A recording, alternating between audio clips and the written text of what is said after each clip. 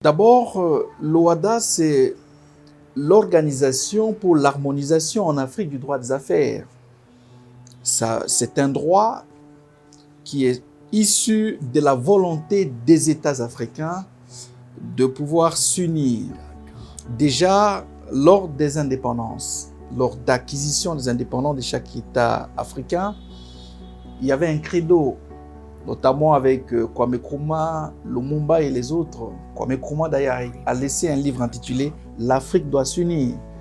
La volonté de ces pères des indépendances était de voir les États africains s'unir politiquement. Mais cela n'a pas prospéré. Ce qui a fait que, au fil du temps, les penseurs africains ont estimé qu'il faut commencer par une dynamique d'en bas.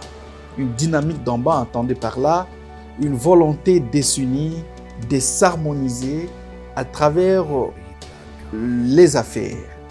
Et s'harmoniser signifie qu'il faut des règles sur lesquelles il faut se mettre ensemble, parce qu'on ne peut se mettre ensemble que sur base de principes. C'est ainsi qu'en 1993, à Port-Louis, île Maurice, on va se mettre ensemble, les États africains, les pères de l'OHADA se mettront ensemble et vont adopter un traité appelé le traité de l'Organisation pour l'harmonisation en Afrique du droit des affaires.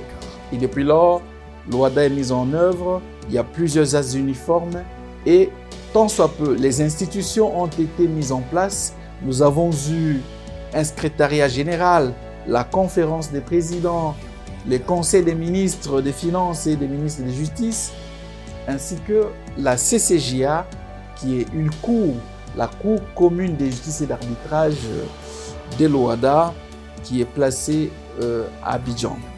Donc, depuis lors, ces institutions fonctionnent et l'OHADA a connu une évolution avec plusieurs réformes, parce que vous demandez quelque peu le bilan de l'OHADA, je ne saurais le faire en un instant comme vous le pensez, mais du moins de façon brève. L'OHADA a connu une évolution et finalement, nous, en 2012, ici en République démocratique du Congo, nous avons pu y adhérer. Il y a un grand changement, il y a une espèce d'attractivité. On est en train de s'adapter à l'OHADA, il en reste encore plusieurs efforts.